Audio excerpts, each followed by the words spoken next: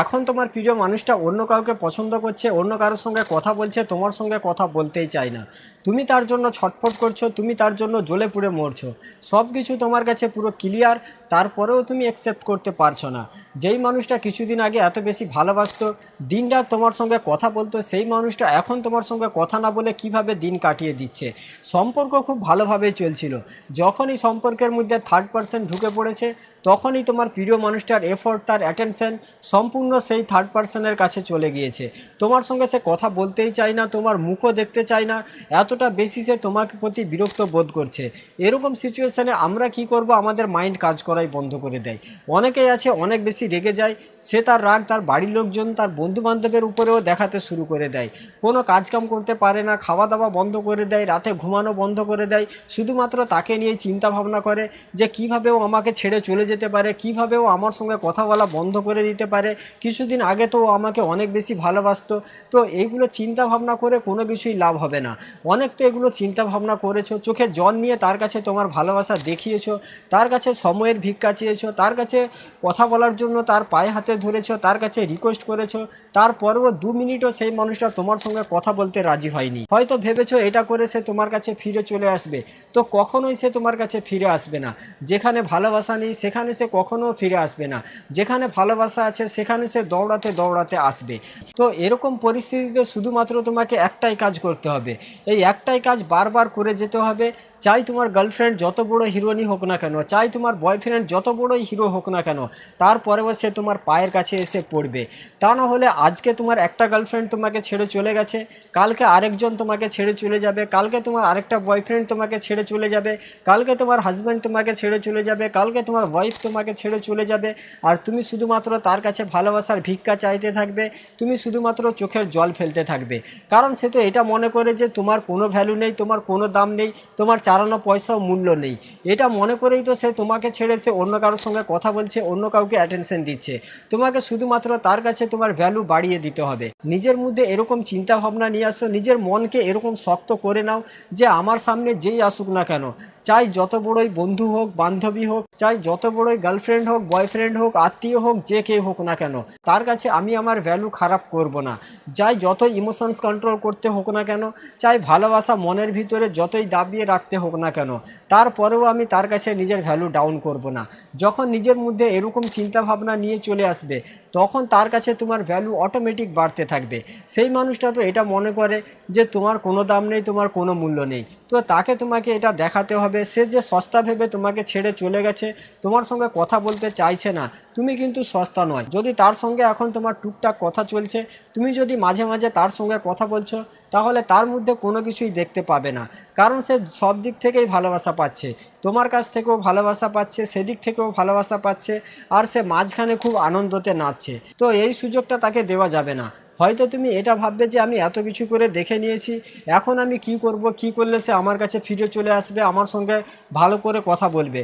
তো শুধুমাত্র সাইলেন্ট থেকেই তুমি সব কিছুই ঠিক করে দিতে পারবে। সাইলেন্ট থাকো, কম করে 5 দিন তো সাইলেন্ট থেকে দেখো, তারপরে বুঝতে পারবে যে তুমি তোমার জীবনে কি করেছো, সেই মানুষটা কতটা তড়পাতে তড়পাতে তোমার জীবনে ফিরে আসবে। না কোনো কিছু করে, না তুমি কাজ করে যদি ফলের আশা করো, তাহলে কখনো কি ফল পাবে? আগে কাজ তো করে দেখো। কাজ না করেই বলছো যে আমি ফল পাচ্ছি না, ফল পাচ্ছি না, তো এটা কিভাবে হয়? যদি তার সঙ্গে তুমি এখন টুকটাক কথা বলে যাচ্ছ, তো একেবারেই তার সঙ্গে কথা বলবে না, তার কোনো মেসেজে রিপ্লাই দেবে না, তার কল কোনো রিসিভই করবে না। যখনই আমাদের জীবনে কোনো সমস্যা চলে আসে, তখনই আমরা বেশি নেগেটিভ চিন্তা ভাবনা করতেই শুরু করে দিই। আমরা এটা মনে করে থাকি যে সম্পর্ক এত বেশি খারাপ হয়ে গেছে, আর সম্পর্ক কখনো ঠিক হবে না, আর কখনো আমার জীবনে ফিরে আসবে না। তো এরকম খারাপ থট কখনো রাখবে না, সবসময় পজিটিভ চিন্তা ভাবনা করো। এটা মনে করো যে আজকে তোমার জীবনে যে দুঃখ কষ্ট রয়েছে, কালকে তোমার জীবনে এই দুঃখ কষ্ট থাকবে না, কালকে তোমার জীবনে আনন্দে আসবে, কালকে তুমি আনন্দতে দিন কাটাবে। আজকে সেই মানুষটা তোমার সঙ্গে কথা বলছে না, কালকে সেই মানুষটা নিজেই তোমার সঙ্গে কুকুরের মতো কথা বলতে আসবে, কালকে সেই মানুষটা তোমার পিছনে দৌড়াবে। আর এটা সে তখনই করবে যখন তুমি সাইলেন্ট থাকতে পারবে। যদি আমাদের মধ্যে নেগেটিভ চিন্তা ভাবনা থাকে, তখন আমরা অনেক বেশি তার উপরে রেগে যাব, তার জন্য দুঃখ কষ্ট পাবো, বাড়িতে বসে তুমি তার জন্য চোখের জল ফেলবে, হয়তো তুমি তাকে অভিশাপ দেবে, অনেকেই আছে তাকে গালাগালি দেবে যে ওর সঙ্গে যেন এটা ঘটে যায়, ওর সঙ্গে যেন ওটা ঘটে যায়। তো এইগুলোতে কোনো লাভ হবে?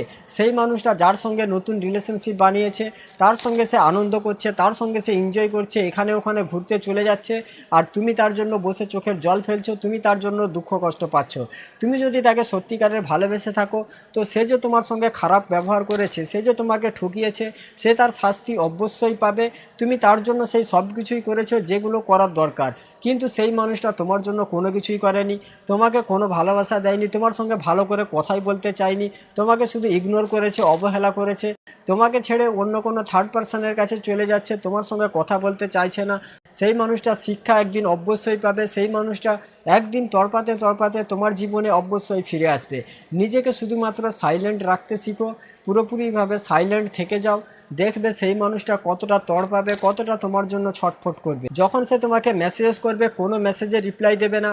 আমি এটা বলছি না যে সে তোমাকে ভালোবাসা দেখাবে, হঠাৎ করে তোমাকে ভালোবাসার মেসেজ করবে, তো এরকমও যদি না করে সে হাই হ্যালোর মেসেজ করবে, তারপরেও মেসেজ সিন করে ছেড়ে দাও, কোনো মেসেজে রিপ্লাই দেবে না, কল রিসিভ করবে না। তখন দেখবে সেই মানুষটা তোমাকে তার জীবনে ফিরিয়ে নিতে চাইবে।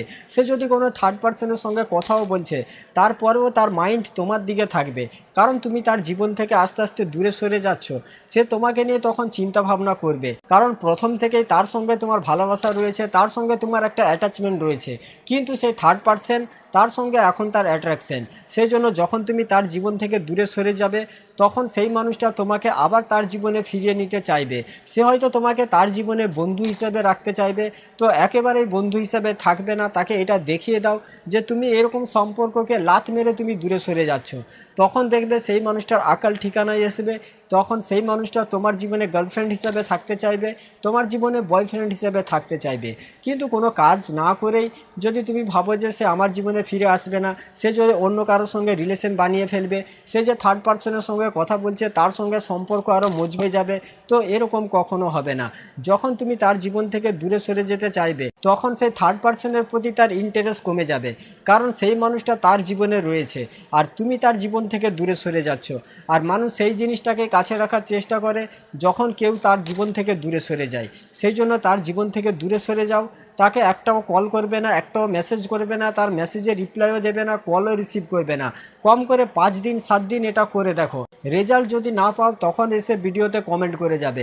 100% রেজাল্ট পাবে, সেই মানুষটা তড়পাবে অনেক, সেই মানুষটা ছটফট করে তোমার জীবনে ফিরে আসবে, আর গার্লফ্রেন্ড হিসেবেই তোমার জীবনে থাকবে, বয়ফ্রেন্ড হিসেবে থাকবে। তো তুমি তার জীবনে ফ্রেন্ড হিসেবে একেবারেই থেকে যাবে না। যদি সে তোমাকে ফ্রেন্ড হিসেবে রাখতে চায়, তাকে এটা দেখিয়ে দাও যে তুমি এরকম সম্পর্ককে লাত মেরে দূরে সরে যাচ্ছ, ঠিক আছে? তো আজকের ভিডিওটা এখানেই শেষ করছি। সবাই ভালো থাকবেন। ভিডিও ভালো লাগলে চ্যানেলটা সাবস্ক্রাইব করে রাখবেন, আর ভিডিওটা বন্ধুবান্ধব বান্ধবীদের সঙ্গে অবশ্যই শেয়ার করে দেবে।